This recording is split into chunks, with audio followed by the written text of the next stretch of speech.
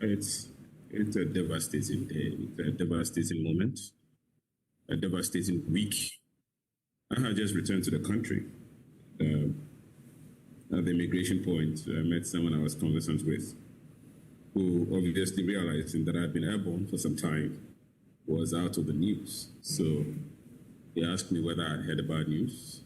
And naturally, like everyone else, my heart was troubled immediately, even without knowing what the details were. But very quickly it became clear to me that Ghana had experienced a shock. And it took me a little bit of time to process it, because the two personalities who were part of the Gallant Eight, the sad Gallant Eight, were persons I've encountered at various levels, and these were human beings. I would like us to pause for a minute and remember that they are humans. We should humanize them. Because very often when people die or perish in a tragedy involving other people, especially when numbers are involved, we tend to we tend to put them in statistics, and we take away their humanity, and we'll remember them in numbers. And so we have already started calling them the Gallant Eight, which is good, which is okay, a way of remembering and immortalizing it. But there's a tendency to, in the process, unwittingly dehumanize them and put them in statistics. These were human beings, and these are persons who have touched people's lives at different levels and who have led our country, who are therefore patriots. As we speak this morning, there's a family without a father. There's a home without a son. There's a family without a husband. There are siblings who have lost their siblings. This morning, there are friends who do not have their friends. And so it's a very sad and sordid experience. And particularly for Dr. Manibuama, whom I had also encountered, just like my colleagues have said, under different settings, too many to remember the specifics.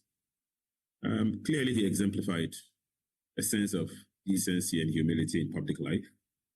His decorum and ability to relate with people at the very simple level, without all the sophistication and sophistry of public life, I think it's a testament and a tribute to his strength as a person and as a human being.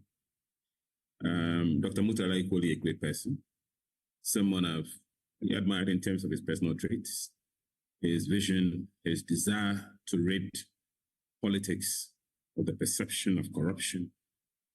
But it's important to remember also, they're not so well-known members of the crew or members of the group who have perished and lost their lives. These were persons who were instructed to fly the plane and who had no choice because they had promised and committed to service. The members of the political party who necessarily may not even have had to be there because it was a state enterprise, but who chose to follow because they had committed to the service of Ghana by reason of political party membership. These are all people who that morning dedicated their lives understanding the risk that was involved in taking off into the skies in a helicopter. So I was particularly troubled, just as you asked back to your question, I was troubled when I heard this, because it just reminded me how often sometimes we underestimate the risk of public life. I think as we criticize politicians for the wrong things they do, and trust me, there are a lot of wrong things they do. And I, like many Ghanaians, are not particularly happy when you see, for example, some politicians driving through traffic and endangering the rest of everybody's life, especially given the fact that the law doesn't even allow the way they go about it sometimes. So yes, there are some things that we can be critical about, but we often underestimate the fact that public service does come with significant risk. And that anytime politicians and anytime public servants assume the mandate to undertake and discharge the responsibilities of their office, they equally risk all kinds of dangers that often we tend to gloss over.